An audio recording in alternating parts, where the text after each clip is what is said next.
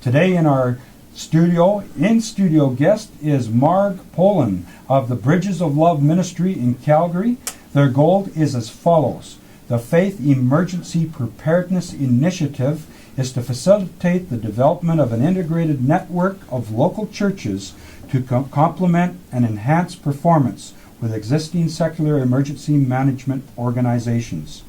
As faith communities collaborate with the sharing of resources and expertise, the impact of disasters on individuals and communities could be significantly reduced. We're in the Gospel Road studio with Director Marg Poland in the AM 1140 studio in High River here, of course. Marg has been with the Ministry of Bridges of Love since its inception, since 2004, and is here today to share the vision God has entrusted to their board. Welcome to Gospel Road, Marg. Thank you very much, Larry. Marg, tell us in a nutshell what the vision is behind the Ministry of Bridges of Love.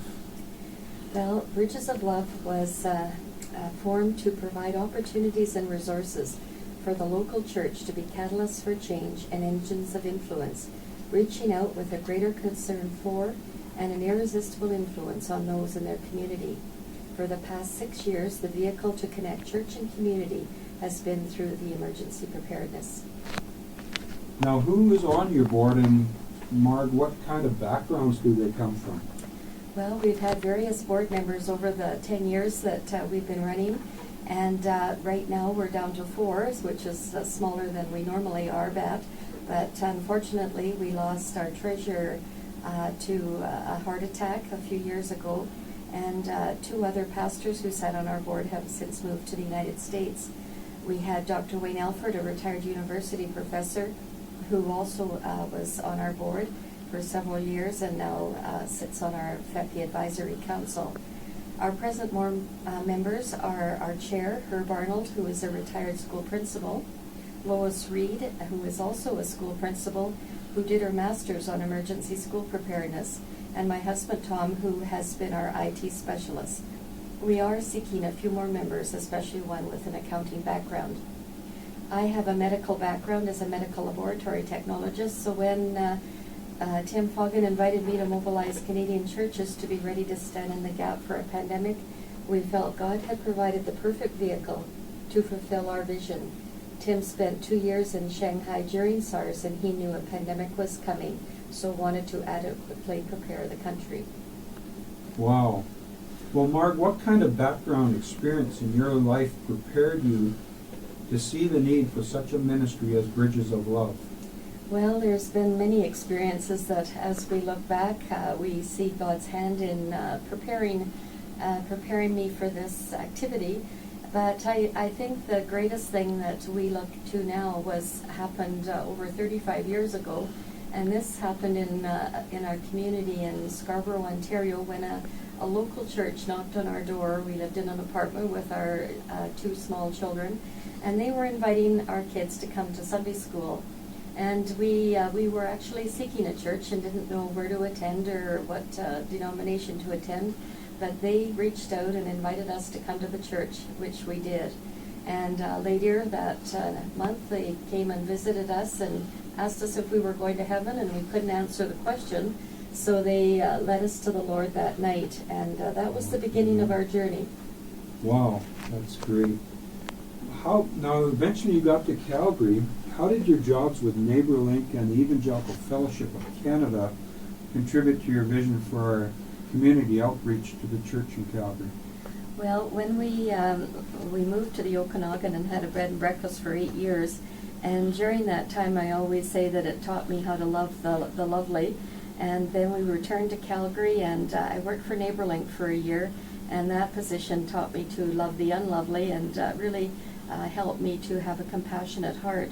So, and also when I first started Bridges of Love, I was taken on as the chair of the National Evangelism Partnerships with the Evangelical Fellowship of Canada, and Dr. Murray Mormon invited me to be part of this, which was took me to a national level to get involved at that level.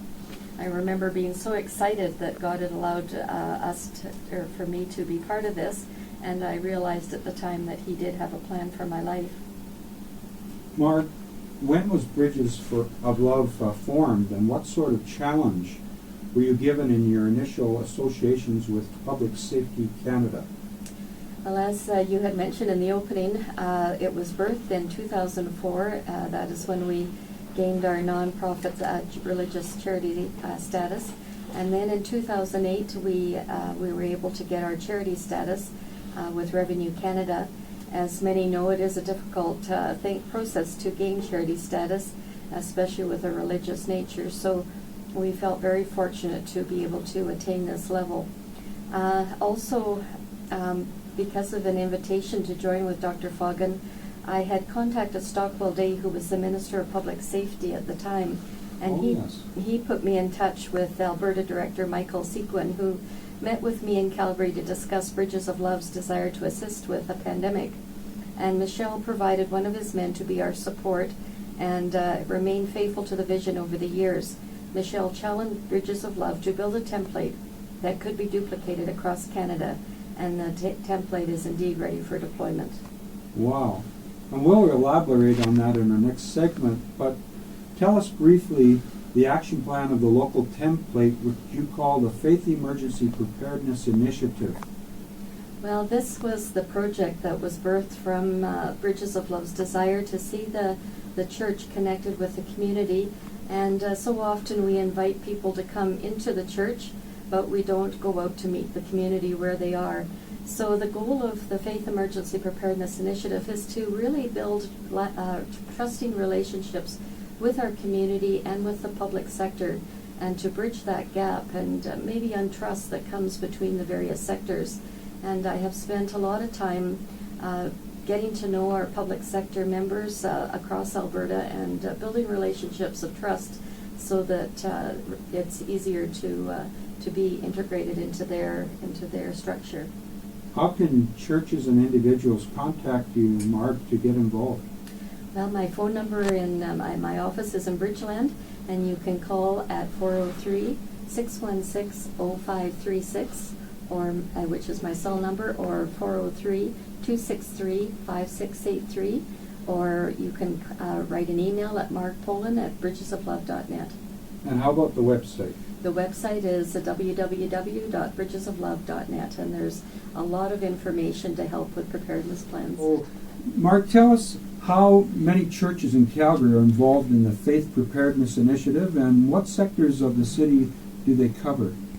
Well, to date we have 45 churches who are FEPI partners, and the churches come from many denominations and from every sector of the city. And I just want to clarify that I'm sure many listeners will be saying, well, why do we need this? Churches have always helped in the past, that we know that churches have helped so much with any disaster. But the missing component has been the coordination of churches and the integration with the municipal emergency agencies. So this is what we're trying to rectify. Good meaning people will often come to help. They're not credentialed, or they don't have a spot to fit in. So we're trying to make it possible for churches to be as effective as possible, and this is why the need for this initiative. Oh, that sounds tremendous, Marg. How is a church registered with this initiative, and what kind of information should they be prepared to submit in order to participate? Well, we're not asking for churches to do anything beyond what they do already. So the simple way of becoming a partner in this initiative is to fill out our contact and church resourcement form, which is found on our website. And it just asks questions, 24-hour contact information. It asks for what your church facility is already doing, like food banks, In From the Cold, NeighborLink, just whatever it's already involved in. And then we ask about your volunteers. How are they trained in CPR? Or do you have a phone triage? Just different things that would help during an emergency. And then this information is collated into a database. And so when we get a call, we will know exactly what churches have to offer, and we can facilitate that action as quickly as possible. Marg, how did the H1N1, otherwise known as the Hinny flu epidemic or pandemic, how did that result in an influx of churches into the Faith Preparedness Initiative? Well, during the H1N1 breakout, we actually facilitated 5 quadrant pandemic sessions to inform and just give a bit of resources and information on how best to address this outbreak. And so this is when most of our churches came on board during that time, and they could see the value in having a coordinated approach to emergency preparedness, and perhaps having to change a few of their practices to make it a safe environment in the churches. Great. Now, what are the difficulties you have encountered in maintaining the participation when the immediate threat of a pandemic recedes? Well, as with anything, when it's out of mind, it's out of sight, and or out of sight, out of mind. But the emergency agencies have assured me that this is very typical, and it is hard to keep the momentum going unless we have an emergency on our hands. So it has been a bit of a struggle to get churches to pay attention now that the threat seems to be over. But I just keep persevering and talking and educating as much as possible, and trying to help churches to see that even though we don't have a major disaster on our hands, the opportunity for outreach is bar none the best that I can think of. And Marg, what is the probability of another pandemic appearing on the horizon? Well, Larry, I'm not an epidemiologist, but just from all my readings over the years, during the 1918 Spanish flu, which was probably the most devastating pandemic that we have on record, there was record of smaller outbreaks happening years before the big one in 1918. So I'm not saying that this is going to happen now, but we have had smaller outbreaks with the H1N1. This year we've had quite a severe flu with the H3N2. So we don't know what's ahead, but we know that any plans that we can do to prepare ahead of time, building relationships with our community, are only going to stand us in very good stead if a big one does hit. What are the challenges in finding funding sources for the Ministry of Bridges of Love? Well, like any charity, the last few years have been lean ones for most charities, and a lot of even very seasoned charities have gone under. So we're very proud that we're still keeping on. But my hope was since the beginning that we would be a shared responsibility from the Christian, private, and the public sectors to fund this initiative. But to date, our main support has come from individuals and Christian businesses who see the vision and support the ministry financially. We were very thankful for one grant from the Calvary Foundation to conduct a pandemic tabletop exercise last year, and that was a very valuable donation to help with this. And so we're hoping that more agencies will see the value in supporting this initiative. How are people able to contribute financially to your ministry and give to the Bridges of Love? Well, if you go on the website, we are part of Canada Helps, which is a safe and secure method to donate. And you'll see the icon Canada Helps, and just follow the steps to make a donation, and the receipt will be given out at the time that it is given right from Canada Helps. Or you can contact Bridges of Love and send a donation directly to the ministry. Give us, Marg, what you consider to be your key biblical verses that give direction to the ministry of Bridges of Love. Well, there's so many verses that support what Bridges of Love is doing, but I think the verse that says it all is from Matthew 22:39, and that is the greatest commandment, which says, "Love the Lord your God with all your heart, with all your soul, and with all your mind. This is the first and greatest commandment, and the second is like it. Love your neighbor as yourself." And what greater opportunity to love your neighbor than through a disaster when people are hurting and needing a lift up from those that know the Lord.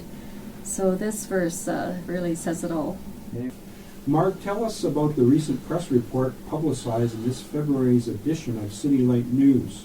I think it's on page 18, isn't it? Yes, it is. We are very appreciative to City Light News, who have supported us over the years and telling about our journey. And we recently did an outreach effort, which was our first into the community, called Love Being Prepared, That None Be Left Behind.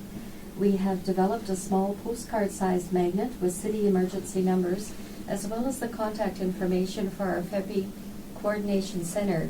To date, we have 4 churches who have taken a number of these magnets, along with the Alberta Health Services emergency guides, to distribute to their communities. The magnets have been translated by local pastors into Punjabi, Hindi, and Chinese. So we're most thankful to both City Light News and the pastors who helped with this translation. Excellent.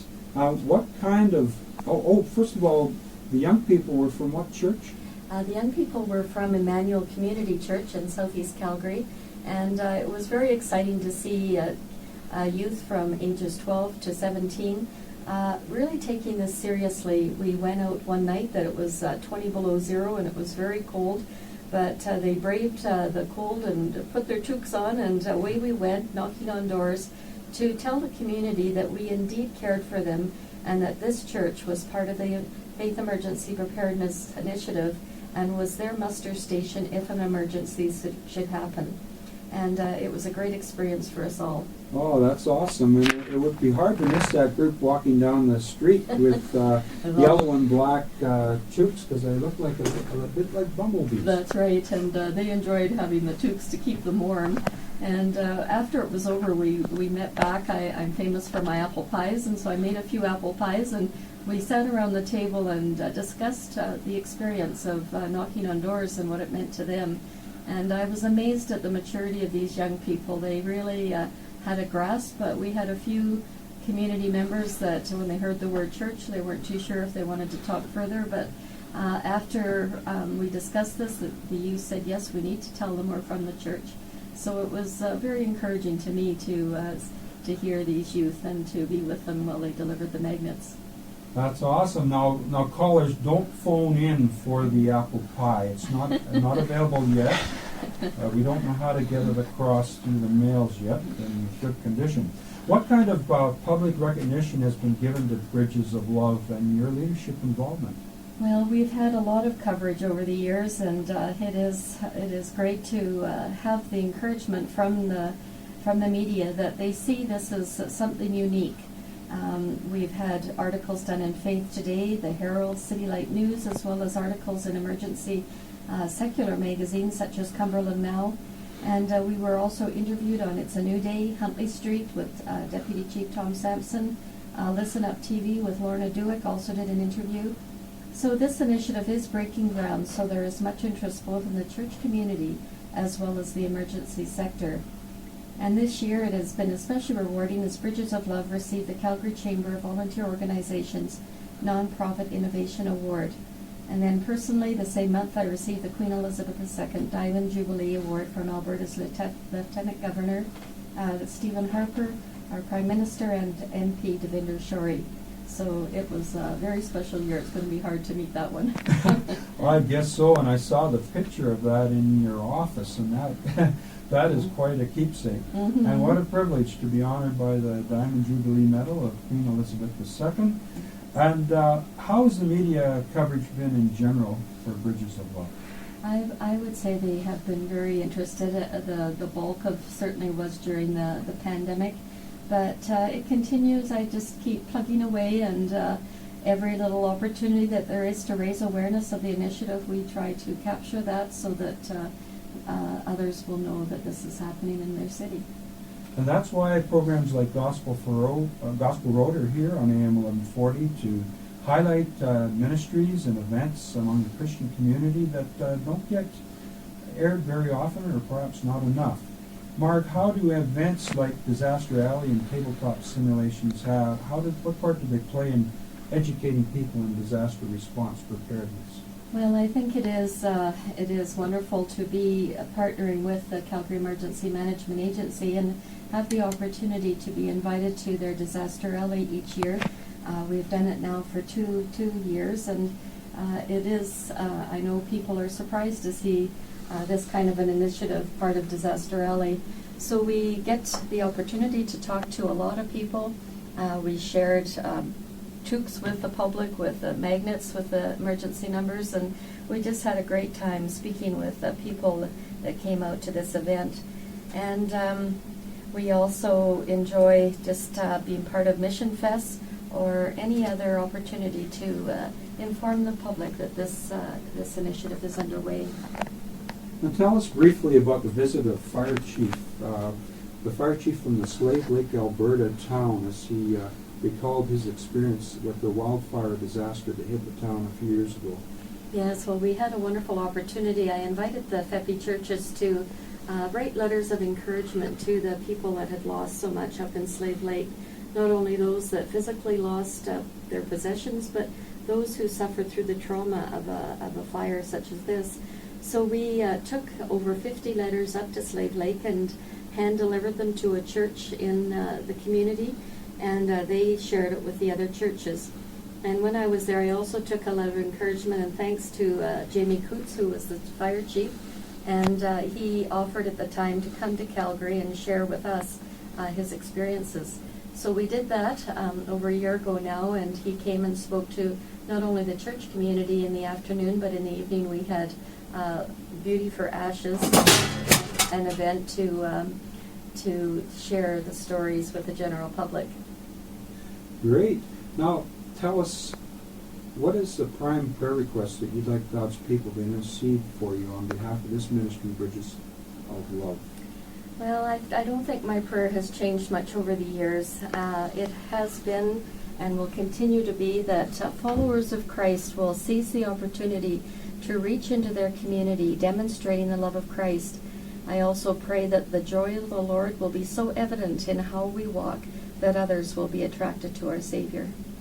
And again, how can churches and individuals get involved in this, if the Spirit of God is leading them in this direction to help you out? Well, again, the website is www.bridgesoflove.net. Phone number is 403-263-5683, or you can email Mark Poland at bridgesoflove.net. Marg, tell us a little bit more about the setup of how the Faith Initiative is set up in Calgary. Well, the structure is both a top-down and a bottom-up structure. We could get a call from the Calgary Emergency Management Agency or the Municipal Emergency Agency, or we could get a call from the community from the distribution of the magnets, or anybody who has heard about this initiative, that the community person might call themselves. When you look on the website, you will see a little simulation of what happens when somebody does activate our coordination center. And we have an advisory council that is made up of members of the public, the faith, and the Christian community, and the private sector. And we've formed the FEPI Advisory Council, and we have been meeting for the past 6 years, and they are a support to this initiative to give guidance and resources, and have been wonderful to get to build relationships with these various people. To date, we have 26 members who meet. We're supposed to meet twice a year to discuss the operations of the Faith Emergency Preparedness Initiative. And then we have the 4 quadrant churches that are the lead churches for each quadrant. And then in time, we hope to have 1 church in each subdivision that will be accountable to the quadrant lead, so that it will be a progression of help that would come from the city. Some of the areas that we might help with during a disaster are a shelter, food services, medical services, hygiene services, mental and spiritual, reconstruction, children's services, and transportation. So there are many different ways in which churches can assist the emergency agencies. Well, this is great. And we have this preparedness assessment form, and it's got everything from soup to nuts here. But it's got wheelchair accessible seating capacity, number of washrooms, showers. Do you have a commercial kitchen, children's play area, public space gym, storage areas, washer dryer, protected area for pets, backup power generator? How many churches have that? I don't know. One I know of for One? sure. Yes, there's one in the city that does. That's awesome. Commercial vehicle, bus, parking stalls, and reception center. Wow, there's a lot of stuff. Now, if a youth group wanted to distribute these magnet cards with all the preparedness phone numbers and everything, how would they go about that? Well, they would have their youth leader or pastor give me a call, and we can discuss how many they would like to deliver, and then it's we'll just go ahead with organizing and try to have enough toques for them to go out as long as the weather is cold. Well, that's awesome. Well, again, we have our second sign-off, Marg, but it's been a pleasure to have you on the show, and I do hope folks out there will be listening. Go to the website, which is bridgesoflove.net, and the phone number again, Marg. 403-263-5683. Thanks again for being with us. Thank you so much. God bless you, and have a great week, you Gospel Road listeners.